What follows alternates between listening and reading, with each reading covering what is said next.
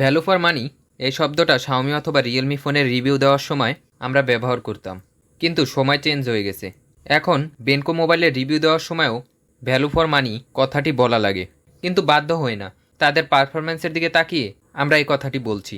অনেকেই হয়তো বেনকো নামটি প্রথম শুনলেন, আবার অনেকেই হয়তো নামটি শোনা মাত্রই ভেবে নিয়েছেন মোবাইলটি নিব না। কিন্তু আমার পরামর্শ থাকবে যে আপনি ফুল ভিডিওটি দেখার পর হয়তো আপনার চিন্তা ভাবনাটা চেঞ্জ হয়ে যেতে পারে। তো আজকের ভিডিওতে আপনাদের সাথে আছি আমি সোহাগেটোজের পক্ষ থেকে। টাইটেল এবং থাম্বনেল দেখে আপনারা হয়তো বুঝে গেছেন আমরা বেনকোর কোন সিরিজ নিয়ে কথা বলছি। জি হ্যাঁ, আমরা কথা বলছি বেনকো S1 Pro নিয়ে। এখনকার সময় আমরা অনেকেই হয়তো 15,000 টাকার ভেতরে হাই কনফিগারেশনের ফোন খুঁজছি, কিন্তু কেউই তা পাচ্ছি না। তাই বেনকো তাদের কথা চিন্তা করে বেনকো S1 Pro লঞ্চ করেছে। প্রো নামটি শুধু নামেই না, কাজেও বটে, কারণ এটার ভেতরে যেসব ফিচার্স দেওয়া হয়েছে তা হয়তো অন্য কোনো ফোনে এরকম প্রাইজে দিতে পারেনি। যারা একটু হেভি ইউজার আছেন অথবা ডে টু লাইফের জন্য লং টাইম ইউজ করবেন, তাদের জন্য এই ফোনটি ছাড়া অন্য ফোন সাজেস্ট করাটা বোকামি। আমরা রিভিউ দেওয়ার জন্য এখন পর্যন্ত অনেকগুলো ফোন টেস্ট করেছি আমাদের স্টুডিওতে। তাদের মধ্যে পিক্সেলের ফোনগুলো বেস্ট ছিল, কিন্তু বেনকো ফোনটি টেস্ট করার সাথে সাথে আমাদের চিন্তা ভাবনা চেঞ্জ হয়ে গেছে। এত কম টাকার ভিতরে এত কিছু কিভাবে দেয় তারা? আজকে এই প্রশ্ন করতে পারেন 15,000 টাকা কি কম টাকা? তার উত্তর হবে 2023 সালে এসে যে কোনো মিড বাজেটের ফোন কিনতে গেলেই 20,000 টাকার উপরে চলে যাবে, তাও আপনার চাহিদা অনুযায়ী ফোনটি পাবেন না। তো বেশি কথা না বাড়িয়ে ফোনটি নিয়ে এবার কথা শুরু করা যাক। ফোনটি হাতে নেবার সাথে সাথে এটার বিশাল 6.8 ইঞ্চির ডিসপ্লে আপনার নজরে পড়বে। ফোনটির display resolution 1080 pixel by 2460 pixel.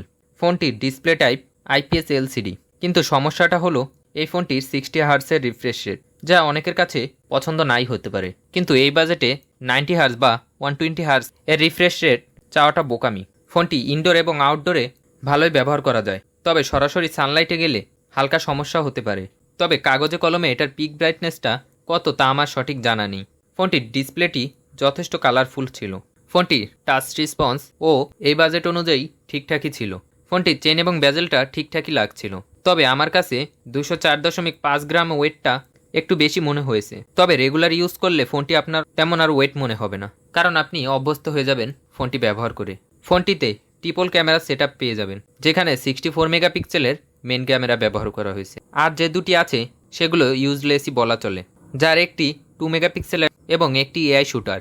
Proper light কন্ডিশনে ছবিগুলো ভালোই ক্যাপচার হচ্ছিল, তবে সব সময় অ্যাকুরেট কালার দিতে পারছিল না ফোনটি দিয়ে 1080p রেজুলেশনে 30 fps এ ভিডিও করা যাবে, এবং এটার ফ্রন্ট ক্যামেরাতে থাকছে 16 মেগাপিক্সেলের একটি ক্যামেরা।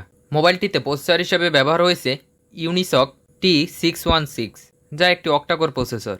আমরা এটা দিয়ে হালকা পাতলা গেম খেলে দেখেছি। পাবজি গেমে স্মুথ গ্রাফিক্সে আল্ট্রা ফ্রেম রেটে 30 fps এ খেলা যাচ্ছিল, এবং ফ্রি ফায়ারে স্মুথ গ্রাফিক্সে হাই ফ্রেম রেটে 50 to 60 fps এ খেলতে পারছিলাম। মোবাইলটি দুইটি ভেরিয়েন্টে পাওয়া যায় মার্কেটে, একটি 6128GB ভেরিয়েন্ট, অপরটি 8256GB ভেরিয়েন্ট, এবং ফোনটিতে UFS 2.2 স্টোরেজ পেয়ে যাবেন, যা দিয়ে মাল্টিটাস্কিং করা যাবে। তবে এটা দিয়ে প্রফেশনাল গেমিং করা যাবে না। মোবাইলটিতে রয়েছে লিথিয়াম পলিমারের 5000 mAh একটি ব্যাটারি, যা 33 ওয়াটের চার্জার দিয়ে চার্জ করা যাবে।